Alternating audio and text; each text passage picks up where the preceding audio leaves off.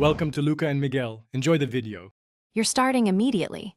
Sign in with an administrator account, press Start and type, create a restore point. Once the System Properties window appears, select the system drive, usually C, and click Configure. You want to disable system protection now.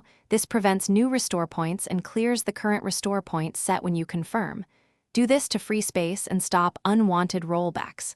Once done, click Apply then, OK, so settings take effect, and you can move to deeper cleanup steps.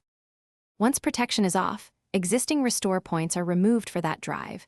Confirm the deletion in the dialog that appears. If you prefer command line control, open an elevated command prompt and run vsadmin delete shadows /for=c /all to remove all volume shadow copies. This is immediate and irreversible, so make sure. Also check disk cleanup. More options tab system restore and shadow copies to clean leftovers. These steps clear snapshots and reclaim space while preventing future automatic restores. To finish, reboot the PC and reopen System Properties to verify system protection is off for the system drive.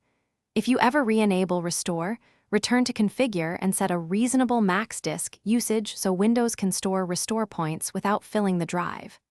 If disabling failed, run the steps from an elevated account. Make sure your user is an administrator's. If a policy blocks the option, open gpedit, MSC, and inspect computer configuration. Right arrow